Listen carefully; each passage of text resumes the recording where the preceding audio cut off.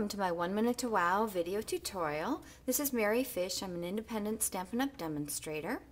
I wanted to show you this really neat snowflake that I learned about as part of being a Stampin' Up! Demonstrator. We get lots of extra resources, so I got to see a video on how to make it and I'm sharing it with you. So I'm going to start out with a piece of Whisper White, actually it's very vanilla, cardstock. And it is cut to 2 inches this direction and 8 1/4 this way. And I'm using my Simply Scored scoring tool. I've already started scoring at every 1/4 inch. And on very vanilla and Whisper White and Designer Series paper, I prefer to use the larger end of the stylus. And a little tip for you, because sometimes you can go off the track, just make sure when you're coming down to make sure you're pressing down all the way to the end. I found that as I was sort of lightening up at the end, anticipating the finish line, I was letting off a little of the pressure and I'd go whoop off in the other direction. So you can see that it's very easy to do if you just keep in mind that I'm taking it all the way to the finish line. Oh, and I'm going to finish it up for you because I wanted to show you the next step using the punch, which I love finding out that there's another way to use something that you already have. And this is the lace ribbon border punch from Stampin' Up! So I'm going to put it in the lace ribbon border punch. And this is one of those punches with lots of design. It requires a little more pressure, so I'm using both hands so it's a little bit easier on me. And then I'm sliding it off to the side.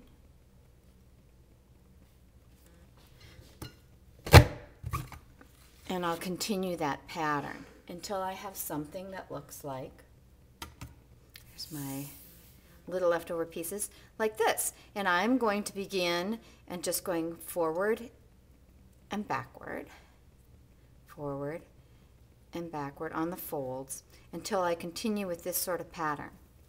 Here's a completed one. I've finished this one, and it's this simple. You're going to add a little bit of sticky tape here, okay, or either side, and then you're just going to bring it in, squidge it all together, and adhere. So it's going to look, whoop, and sometimes it will flip, and I have a tip for you in just a second to show you how to avoid that. But there's in essence the pattern that you're looking for. It's just gorgeous.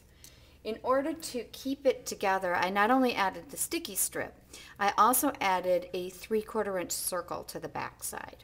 I've already punched a brad through and I've put some mini glue dots on the back side, but that's how you keep it staying in place.